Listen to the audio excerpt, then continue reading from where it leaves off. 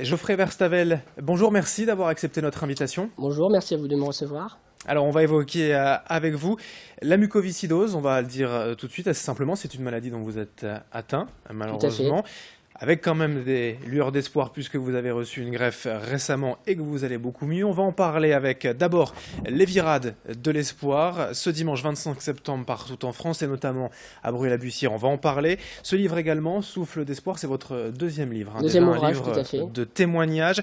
Alors, déjà, pour expliquer un peu votre cas personnel, la mucoviscidose, rappelez-nous un petit peu en quoi ça consiste et puis vous, ce dont vous avez profité récemment. Alors, la mucoviscidose, il faut savoir que c'est la première maladie génétique qui est la plus fréquente de chez l'enfant. En France, il y a un peu plus de 7000 personnes qui en sont atteintes, essentiellement des jeunes, puisqu'aujourd'hui, on ne sait pas guérir de la mucoviscidose.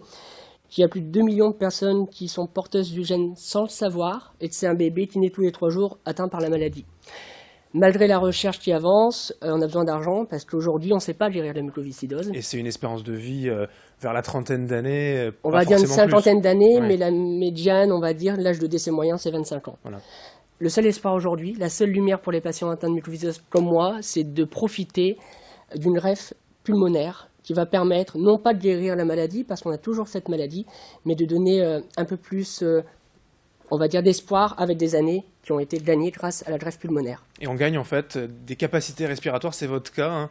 Pour parler en chiffres, vous êtes passé en pourcentage de 17 à 90% de capacité, c'est énorme. Exactement, j'étais à 17%. Il faut savoir que la dernière année avant ma greffe, j'étais sous oxygène 24 heures sur 24, que j'avais de la kiné tous les jours, que j'ai eu plus de 700 perfusions avant de me faire greffer, que j'étais incapable de marcher ne serait-ce que 5 minutes. Et du jour au lendemain, grâce à la greffe, je suis passé de 17 à 90% de souffle. Ma vie a été métamorphosée par un don. C'est un don de la vie que je dis souvent, c'est le don d'organes. Et c'est l'espoir majeur que je suis venu défendre aujourd'hui. Un souffle d'espoir pour tous les malades atteints de mucoviscidose. Et vous parlez de ces virades de l'espoir, de ces courses. Alors il y a des marches, des courses de 5-10 km parce que vous-même, vous avez pu reprendre l'activité physique, le sport même. Exactement, au bout de 6 mois de ma greffe, j'ai changé de vie.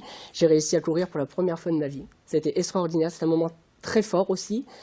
J'ai eu la chance, tout bêtement, de tondre le gazon, chose que j'avais jamais fait dans ma vie, j'étais tellement essoufflé.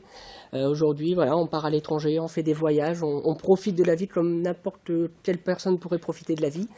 C'est vous vraiment... Vous vous sentez plus malade, en fait, aujourd'hui ? Je me sens toujours malade, parce que j'ai toujours le gène de la mucoviscidose. Ouais. Par contre, je dis souvent que le malade que j'étais a fait place à l'homme que je suis aujourd'hui. Et c'est ça la différence entre quelqu'un qui a la mucoviscidose et quelqu'un qui a la chance de profiter d'une greffe, c'est que ça ne guérit pas la mucoviscidose, mais ça vous donne une nouvelle vie, une nouvelle ambition dans votre vie. Pour moi, c'est une renaissance. C'est vraiment une renaissance. C'est le mot renaissance. Alors, dans ce livre Souffle d'espoir, il y a par exemple des phrases telles que « Tant qu'il y a de la vie, il y a de l'espoir ». Et puis une phrase aussi toute simple, en fait, pour finir le livre. « C'est beau la vie est belle ». Voilà, il faut savoir en profiter et aussi toujours continuer d'espérer. Exactement. Il y a une chanson que je cite de Jean Ferrat qui dit « C'est beau la vie, pouvoir encore te parler, pouvoir encore... t'embrasser », c'est un peu ce que je vis aussi au quotidien. C'est-à-dire que quand vous êtes atteint de mucoviscidose, votre entourage, malheureusement, subit les effets de la mucoviscidose. J'ai eu la chance d'avoir un entourage formidable, des parents, une sœur, un beau-frère, une copine, des beaux-parents qui ont été là pour moi.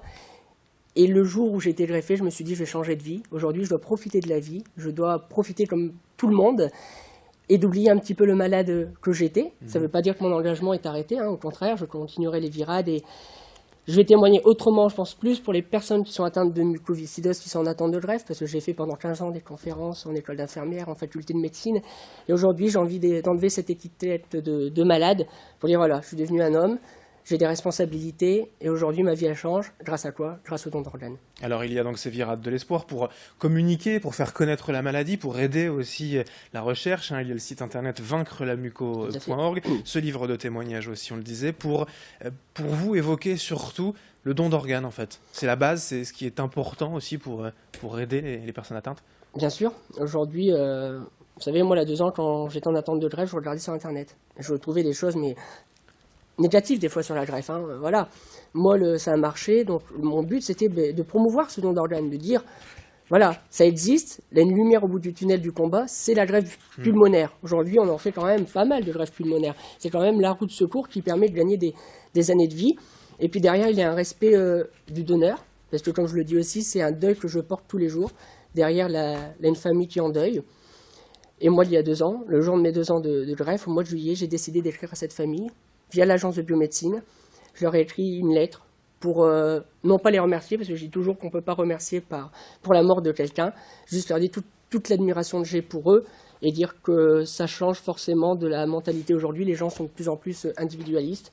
Et ce don d'organes qu'ils m'ont fait aussi le don de la vie de leur fils, c'était pour moi je veux dire, la chose la plus symbolique dans ma vie, c'est de recevoir d'un anonyme des poumons.